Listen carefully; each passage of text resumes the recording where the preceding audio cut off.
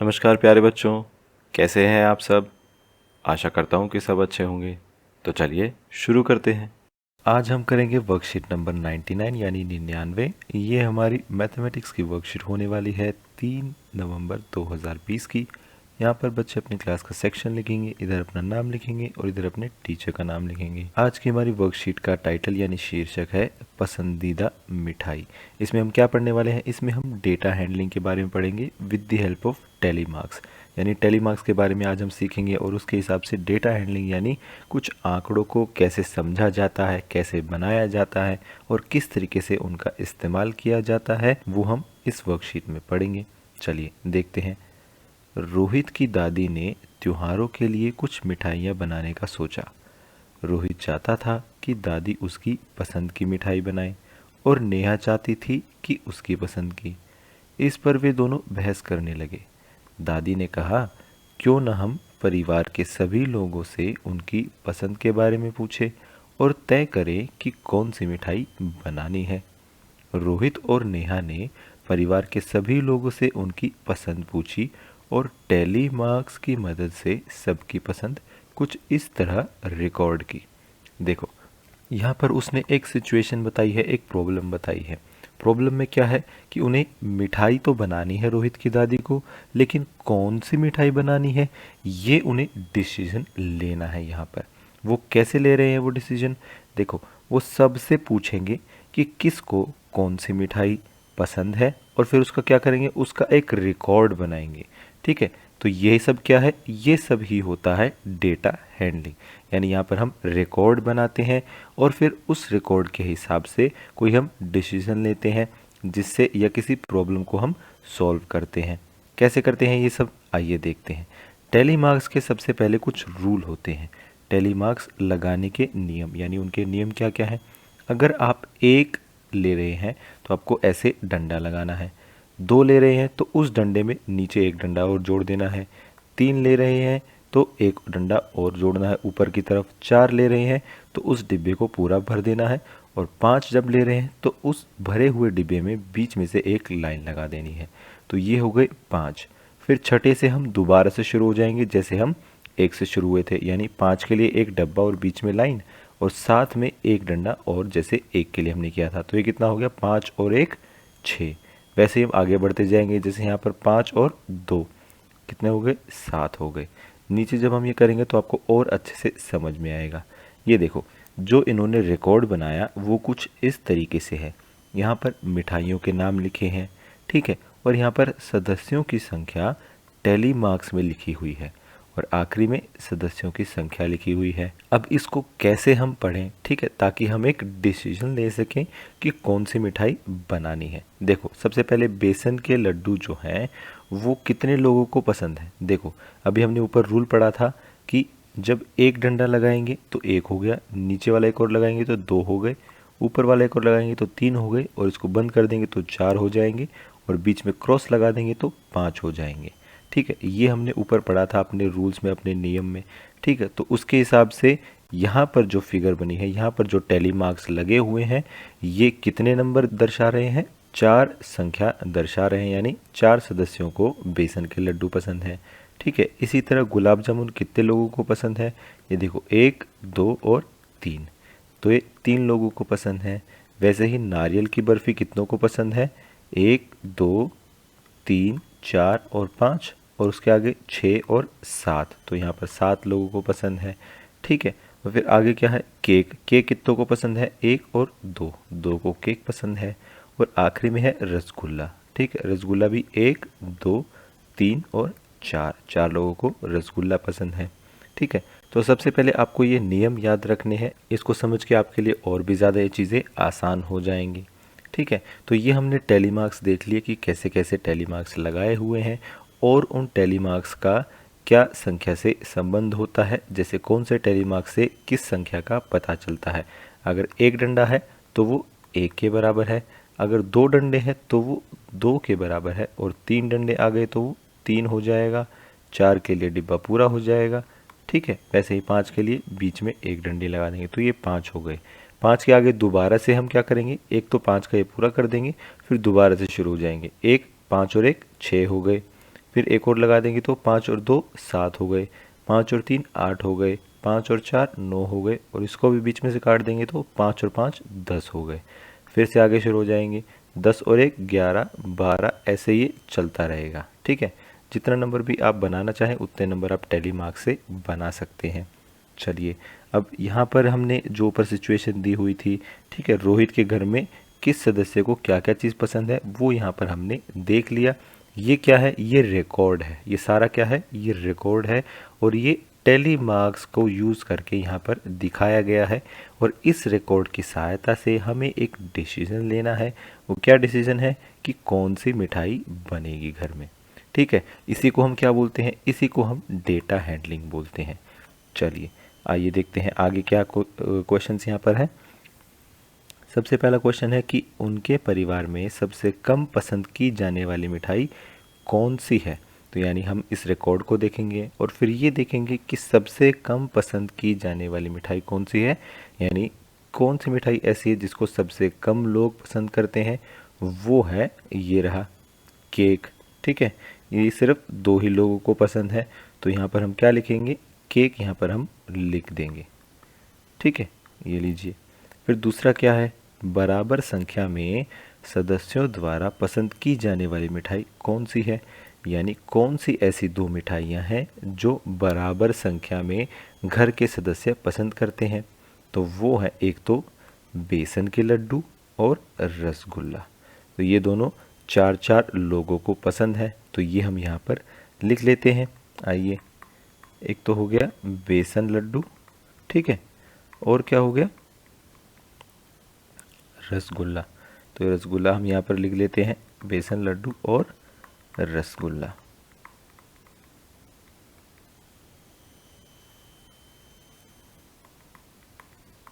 ये लीजिए, इस तरीके से आप ये लिख लेंगे। चलिए अब आते हैं प्रश्न नंबर 3 पर। यहाँ पर वो पूछ रहा है कि अगर दादी इनमें से कोई एक मिठाई तैयार करती है तो वो क्या होगी। अब वो हमसे पूछ रहा है कि हमने रिकॉर्ड भी देख लिया, ठीक है, और हमें ये पता लगाना था कि सबसे ज़्यादा पसंद करने वाली मिठाई कौन सी है, वही दादी बनाएगी। तो यहाँ पर हम देख सकते हैं कि नारियल की बर्फ़ी जो है वो सबसे ज़्यादा पसंद की गई है। ठीक है, 7 लोग उसे पसंद करते हैं, तो दादी कौन सी मिठाई बनाएगी, नारियल बर्फ़ी। तो ये भी हम यहाँ पर लिख लेते हैं। ये देखिए, यहाँ पर हम लिख लेंगे नारियल बर्फ़ी।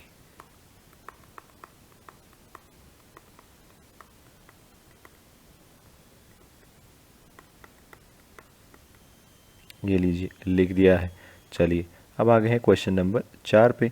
ये पूछ रहा है कि उनके परिवार में कुल कितने सदस्य हैं।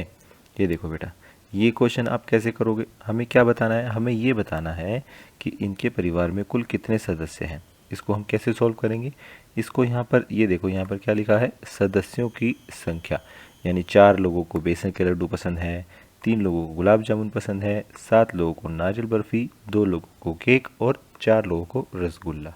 तो अगर हम इस सब का टोटल कर दें, यानी इन सब को जोड़ दें, तो क्या हमें ये पता चल जाएगा कि घर में कितने सदस्य हैं टोटल।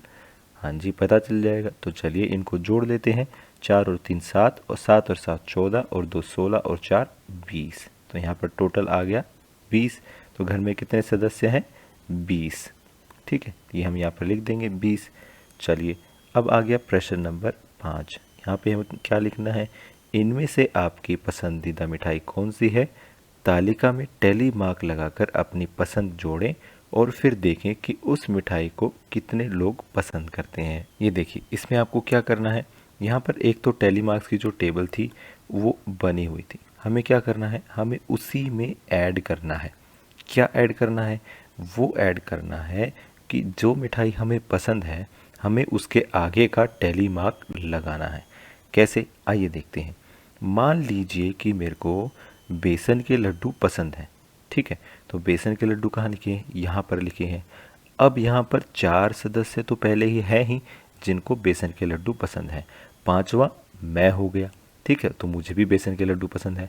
अब यहाँ पर जो 4 के नंबर के लिए टैली मार्क बना हुआ था, इसको हमें बढ़ाकर किसके लिए बनाना है, 5 के लिए बनाना है, क्योंकि 4 में एक हम भी जुड़ जाएंगे तो कितने हो जाएंगे, 5 हो जाएंगे। तो 5 के हिसाब से टैली मार्क कौन सा है, ये वाला। ठीक है, बीच में हम डंडे लगा देंगे तो ये टैली मार्क्स कितने का बन गया, अब 5 का बन गया।